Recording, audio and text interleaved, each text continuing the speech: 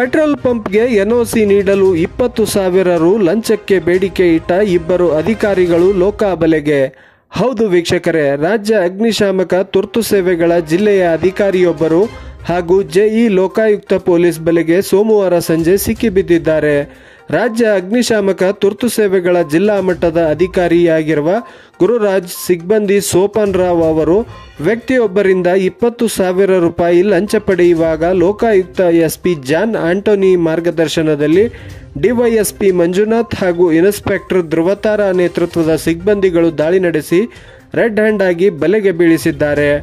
Petrol ಪಂಪ್ಗೆ NOC ನೀಡಲು 1,00,000 ರೂಪಾಯಿಗೆ ಬೇಡಿಕೆ ಇಟ್ಟಿದ್ದರು ಎಂದು ದೂರುದಾರ ಚಿತ್ತಾಪುರದ ರಾಜರಾಮಪ್ಪ ನಾಯಕ್ ದೂರಿನಲ್ಲಿ ತಿಳಿಸಿದ್ದಾರೆ. ನಂತರ 20,000 ರೂಪಾಯಿ ಪಡೆಯುವಾಗ ಕಚೇರಿ ಮೇಲೆ ದಾಳಿ ಮಾಡಲಾಗಿದೆ. ಇಬ್ಬರನ್ನು ವಶಕ್ಕೆ ಪಡೆದು ವಿಚಾರಣೆ ಮಾಡಲಾಗುತ್ತಿದೆ ಎಂದು ಲೋಕಾಯುಕ್ತ ಮೂಲಗಳಿಂದ ತಿಳಿದು ಬಂದಿದೆ.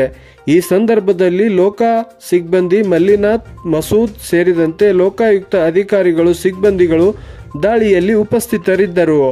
Bureau report, Kalaburagi news first.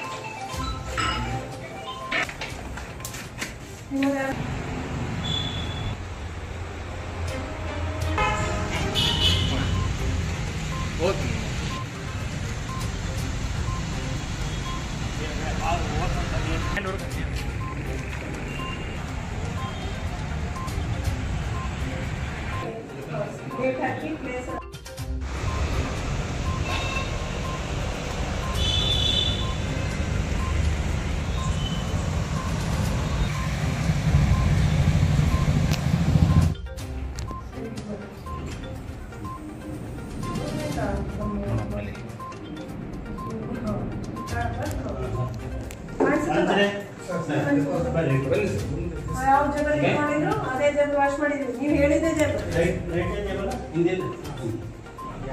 ಚೆನ್ನಾಗಿದೆ.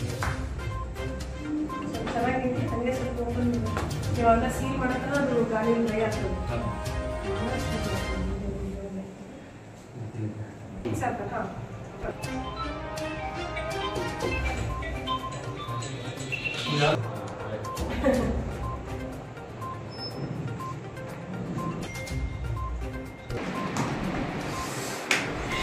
ಫ್ಯಾನ್ ಆಫ್ ಮಾಡಿ ಅಲ್ಲಿವರೆಗೂ ಬಟ್ಟೆ ಪ್ಯಾಕ್ ಮಾಡ್ಕೊತೀನಿ.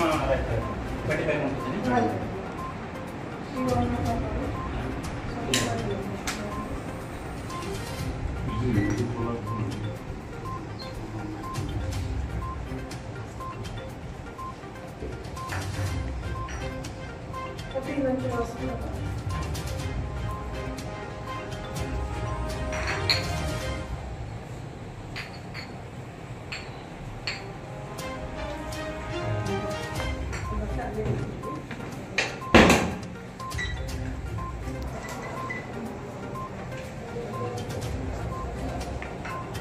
ಸ್ವಲ್ಪ ಸ್ಪೀಡ್ ಕಮ್ಮಿ ಮಾಡಿಡೋದು.